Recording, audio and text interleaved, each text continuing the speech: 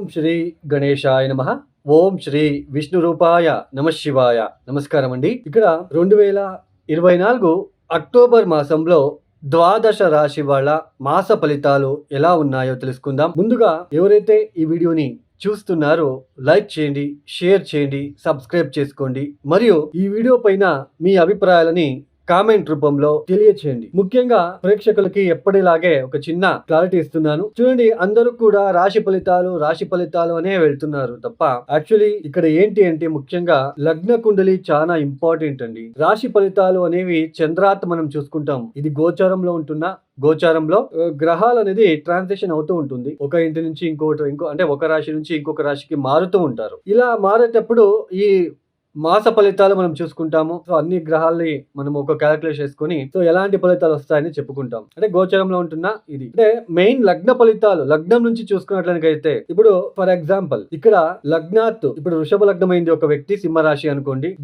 గోచరంలో గురువు లాభస్థానంలో అంటే మీన రాశిలో సంచారం చేస్తున్నాడు అనుకోండి. అదే వృషభ లగ్నం నుంచి లాభస్థానం అవుతుంది, రాశి నుంచి అష్టమ స్థానం అవుతుంది. అంటే ఇక్కడ మనము ఇలా చూసుకునేటప్పుడు దశాభుక్తి చూసుకోండి. అట్లే దశాభుక్తి ఏది జరుగుతుంది, దశాభుక్తి గనక ఫెయిల్ అయ్యి ఉన్నట్లు కనుకైతే లగ్నాత్తు లాభస్థానంలో గురువు ఉన్నాడు కాబట్టి ఆకస్మికంగా లబ్ధి వస్తుంది అని మనం తెలుసుకోవచ్చు. అదే గురు మహాదశనే జరుగుతుంది అనుకోండి, ఇది కూడా కొద్దిగా ఫేవరబుల్ గా ఉంటుంది ఈ సంవత్సరం అని తెలుసుకోవచ్చు. ఎందుకంటే లాభస్థానంలో ఉన్నాడు కాబట్టి, గోచరంలో ఉంటున్నాడు కాబట్టి. లగ్న ఫలితాలు మనం తెలుసుకోవాలి తప్ప రాశి ఫలితాలు పూర్తిగా రాశి ఫలితాలనే మనము కౌంట్ చేసుకుంటూ వెళ్ళరాదండి. అందరూ కూడా ఈ నక్షత్రము ఈ రాశి వాళ్ళు ఇలాంటి రాశి వాళ్ళు పెళ్లి చేసుకోరాదు, ఇలాంటి నక్షత్ర వాళ్ళని పెళ్లి చేసుకోరాదు, ఇలాంటి నక్షత్రుడికి ఉద్యోగం బ్రహ్మాండంగా ఉంటుంది, ఆ నక్షత్రాధిపతికి ఆ నక్షత్రంలో పుట్టిన వ్యక్తి అసలు ఉద్యోగం ఉండదు. ఇక్కడ చూస్తే ఈ నక్షత్రంలో పుట్టిన వాళ్ళు పెద్దగా ఉద్యోగంలో రాణిస్తారని ఉంటుంది. బట్ ఇక్కడ ఎందుకు లగ్నాత్ దశమ స్థానాధిపతి గనక బలహీనపడి ఉంటే అది ఏ రాశి అయినా ఏ నక్షత్రమైనా వాడు ఉద్యోగంలో ఇబ్బంది పడక తప్పదు. దశమాధిపతి చాలా ఇంపార్టెంట్ అండి. ఇవన్నీ తెలుసుకోకుండా చాలా మంది మీరు రాశి నక్షత్రం అని చెప్పుకుంటూ వాళ్ళు వెళ్ళడము, మీరు వినడము. సో ఇదే అండి, నేను ఇక్కడ ఏది తప్పు చెప్పట్లేదు, బట్ రియల్ ఫ్యాక్ట్ ఇది. మనం లగ్నాత్ తీసుకుంటేనే మనకి ఫలితాలు అనేది సులభంగా గోచరిస్తాయి. ఇప్పుడు మగా నక్షత్ర జాతకుడికి ఉద్యోగంలో ఇబ్బందులే ఉండవు, పైకి ఎదిగిపోతాడు అని ఉంటుంది. దాంట్లో అలాగే ఉంది, లేదు అనట్లేదు. లగ్నాత్ దశమాధిపతి ఫెయిల్ అయింటే ఉద్యోగమే సరిగ్గా చేయలేడు. సో ఇది మనం అర్థం చేసుకోవాలి. అప్పుడు ఏమనుకుంటాడు ఆ వ్యక్తి, మగ నక్షత్రం వాడు పైకి పోతాడని చెప్పాడు, ఇక్కడ చూస్తే నాకు ఉద్యోగం లేదు, అయితే జ్యోతిషం అబద్ధము. సో ఇలా చాలా మంది ఎందుకు ఇక్కడ అయిపోతా ఉంది అంటే ఉత్తు రాశి ఫలితాలు ఈ నక్షత్రం వాడు ఎదుగుతాడు, ఈ నక్షత్రం వాళ్ళు సినిమా ఫీల్డ్ లో ఎదుగుతాడు. అసలు సినిమా ఫీల్డ్ లో ఎదగాలంటే మీకు జాతకం ముఖ్యం. జాతకంలో ఉంటున్న గ్రహస్థితి, శుక్రుడు ఎక్కడున్నాడు, రాహు ఎక్కడున్నాడు, నవమాధిపతి ఎక్కడున్నాడు, దశమాధిపతి ఎక్కడున్నాడు, ఇవి ఇంపార్టెంట్ ఇవి. సో ఇలా మనము ఓన్లీ రాశి ఫలితాలు, ఓన్లీ నక్షత్ర ఫలితాలు కాకుండా ఇవన్నీ పక్కన పెట్టేసి లగ్నాత్ చూసుకోండి. తెలియని వాళ్ళకి తెలిసేలా చేయడమే నా ఒక ఇంటెన్షన్. ఇక్కడ ఏది నెగిటివ్గా చెప్పట్లేదు, ఉన్న ఫ్యాక్ట్ మాత్రమే చెప్తున్నాను. అయితే ఈ యొక్క అక్టోబర్ మాసంలో 2024 అక్టోబర్ మాసంలో గ్రహ సంచారం ఎలా ఉంది తెలుసుకున్నట్లయితే గురువు గారు ఈ మాసంలో అంటే 9వ తేదీ నుంచి వక్రించి సంచారాన్ని ప్రారంభం చేస్తున్నారు. రాహు మీనరాశిలో సంచారం, కేతు కన్యా రాశిలో సంచారం, శని భగవానుడు కుంభరాశిలో వక్రించినే సంచారాన్ని కొనసాగిస్తున్నారు. ఇక కుజుడు అక్టోబర్ 20వ తేదీ వరకు మిథున రాశిలో సంచారం, తదుపరి కర్కాటక రాశిలో సంచారాన్ని చేయబోతున్నారు.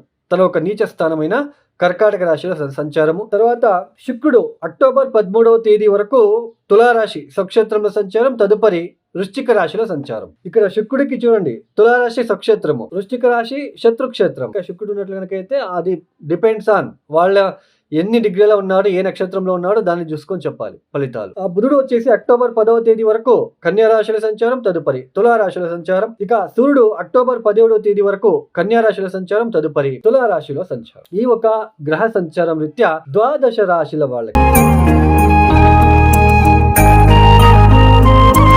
కన్యా రాశి, ఈ కన్యా రాశి వాళ్ళకి 2024 అక్టోబర్ మాసంలో ఏ గ్రహాలు శుభ ఫలితాలు ఇస్తున్నారు అని తెలుసుకున్నట్లయితే ఈ కన్యా రాశి వాళ్ళకి అక్టోబర్ 20వ తేదీ తర్వాత కాస్త శుభుడు శుభ ఫలితాలు ఇస్తున్నారు. ద్వితీయ స్థానంలో ఉంటున్న తర్వాత తృతీయ స్థానంలో సంచారం చేయబోతున్న శుక్ర బుధులు కాస్త శుభ ఫలితాలను ఇస్తున్నారు. కాస్త శని కూడా శుభ ఫలితాలని ఇస్తున్నారు. ఈ యొక్క కన్యా రాశి వాళ్ళకి ముఖ్యంగా అక్టోబర్ 20వ తేదీ వరకు కూడా కాస్త ఆరోగ్యం విషయంలో, భార్యాభర్తల విషయంలో, వ్యాపారం విషయంలో ఒడిదుడుకులు ఎక్కువగా కనిపిస్తూ ఉంటాయి.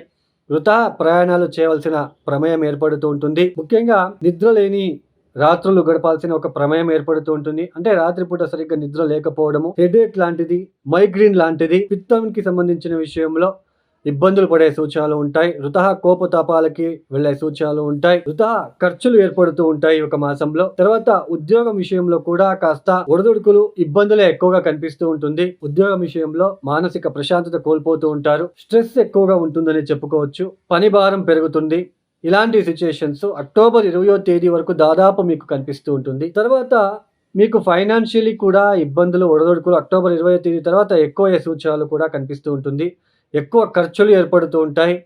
దూర ప్రయాణాల్లో కూడా ఒడిదుడుకులు, ఇబ్బందులే ఎక్కువగా కనిపించడానికి అవకాశాలు ఇక్కడ ఉంటాయని తెలుసుకోవచ్చు. ఇక్కడ 6వ స్థానంలో వక్రించిన శని పంచమాన్ని చూస్తున్నాడు కాబట్టి ఒక మతిస్థీమితం ఏర్పడుతూ ఉంటుంది.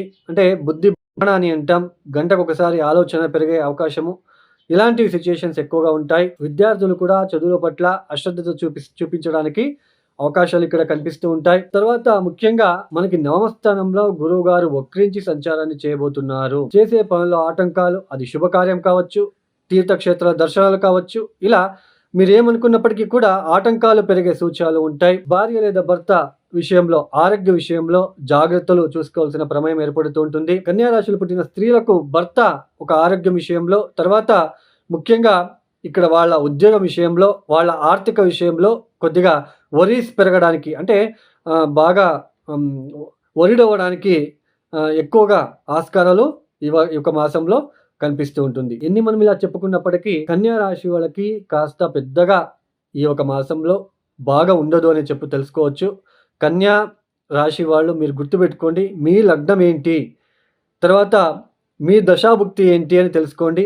మీ దశాభుక్తి కనుక బాగున్నట్లనకైతే ఇలా ఎన్ని గ్రహాలు మనకి గోచరంలో ఇబ్బందులు ఉన్నప్పటికీ అవి మనకి పూర్తిగా ఇబ్బందులు పెట్టకుండా మన దశాభుక్తి వలన మనం కోలుకునే ఒక స్థితి కూడా ఏర్పడుతూ ఉంటుందని తెలుసుకోవచ్చు. ఈ కన్యా రాశి వాళ్ళు మీరు చేసుకోవాల్సిన పరిహారాలు ఏంటి అంటే, మీరు నవగ్రహాలకి కూడా కాస్త శాంతి ప్రక్రియలు ఆచరించుకోవడానికి ప్రయత్నాలు చేసుకోండి.